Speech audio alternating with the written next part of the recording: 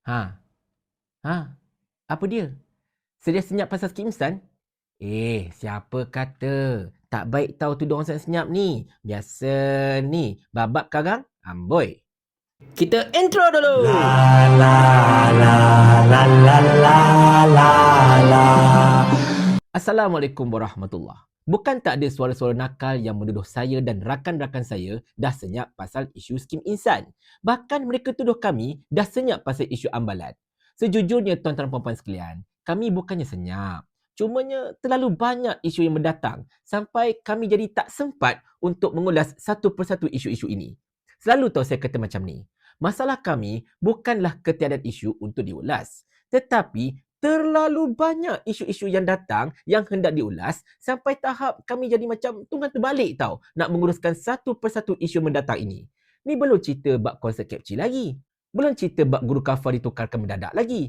Kisah pencabaran enactment jenayah syariah dekat mahkamah lagi. Banyak tau tak isu tuan-tuan sekalian. Banyak gila. Sampai tak tertanggung dah nak ulas ni. Nak cerita macam mana sekarang? Berbalik kepada isu skim insan ini. Sebetulnya tuan-tuan dan puan-puan sekalian, segala-galanya bermula dengan satu isu yang simple sahaja, iaitu nama rakyat Selangor telah didaftarkan ke dalam satu skim insurans tanpa pengetahuan dan kebenaran mereka, which is merupakan satu kesalahan di sisi undang-undang negara.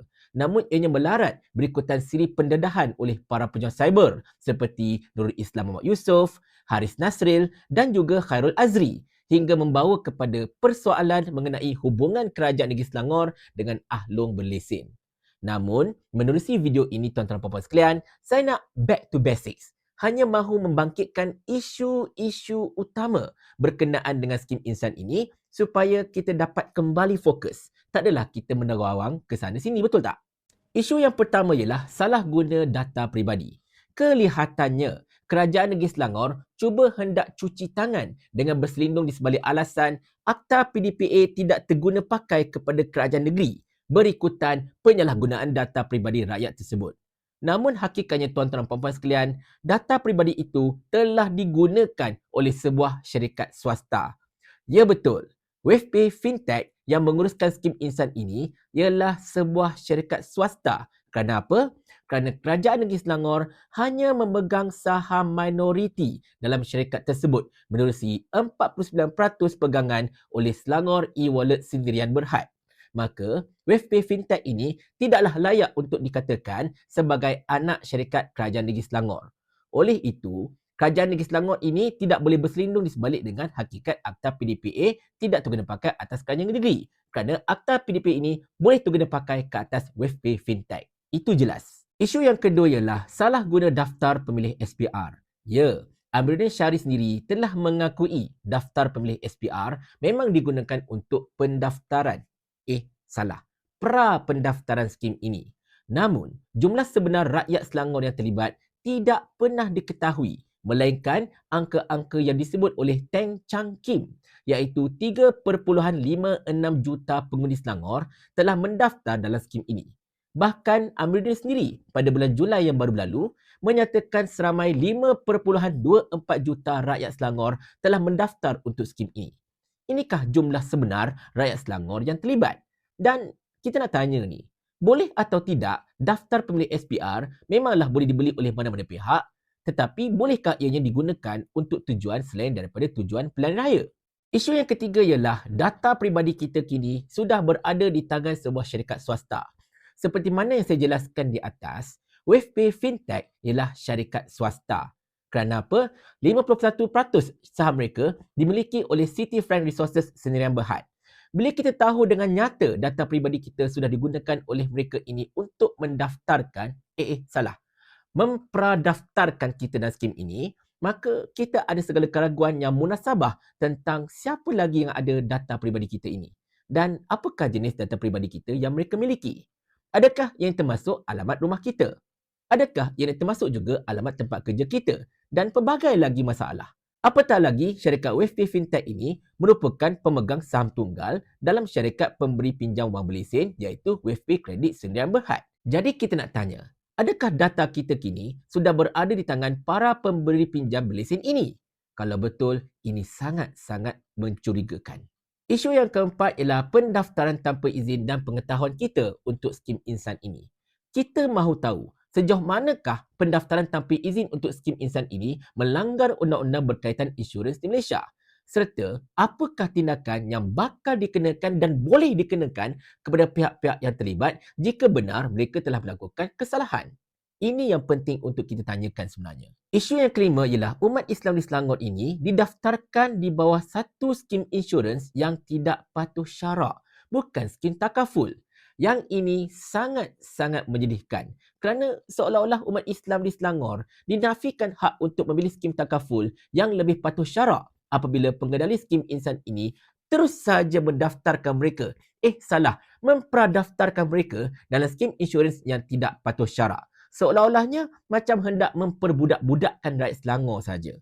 Memanglah beberapa bulan selepas itu, Kerajaan Negeri Selangor telah memperkenalkan skim takaful insan. Namun, rakyat Selangor masih lagi terdaftar sama ada rela ataupun tiba-tiba dalam skim insurans yang tidak patuh syarak ini. Dan masalahnya, tiada siapa yang memberitahu bagaimanakah caranya untuk membatalkan polisi insurans yang sudah sedia terdaftar tersebut. Sebab kita pun tidak pernah diberikan penjelasan apa-apa oleh mana-mana pihak yang berkenaan. Isu yang keenam ialah siri pembohongan dan spin oleh pimpinan Kerajaan Negeri Selangor untuk cover line isu ini. Ini semua seolah-olahnya menunjukkan satu amalan tata kelola yang lemah dan kerendahan integriti mereka sebenarnya. Sebagai contoh, selepas kes pendaftaran automatik ini meletus dan menggegarkan status Selangor, Amrul Syari cuba bersilat dengan menyatakan ini ialah pra-pendaftaran. Tetapi terbukti sebelum ini tuan-tuan dan puan-puan sekalian, pendaftaran skim insan ini telah dilakukan secara automatik tanpa perlu mendaftar, termasuklah mak saya yang dah meninggal dunia. Tanpa pra-pendaftaran pun. Bahkan kalau kita lihat, cover note yang dimiliki oleh mereka yang didaftarkan secara auto ini adalah sama sahaja dengan cover note mereka yang memang memilih untuk mendaftar. Jadi, celah mana benda ini merupakan satu pradaftar? Ini yang kita pelik sebenarnya. Isu yang ketujuh ialah apakah benar pendaftaran skim ini telah dikecualikan?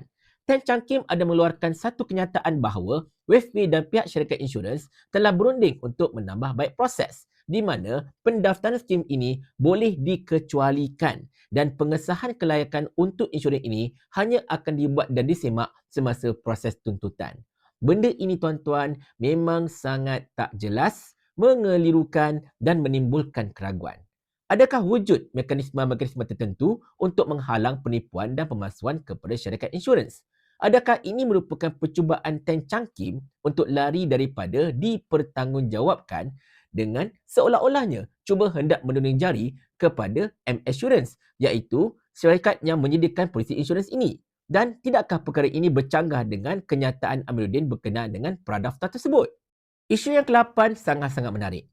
Siapakah yang mendapat laba paling besar daripada semua ini? Siapakah yang menjadi ejen ataupun broker skim insan ini? Adakah ianya merupakan seorang individu ataupun satu agensi? Berapa banyak komisen yang mereka dapat daripada skim insan ini? Ini persoalan-persoalan yang perlu dijawab sebenarnya. Dan semua ini membawa kepada satu soalan tambahan.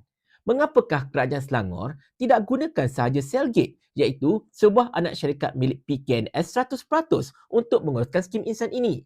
Padahal terbukti Cellgate sangat-sangat berpengalaman dan ini pastinya akan menjimatkan duit kerajaan negeri.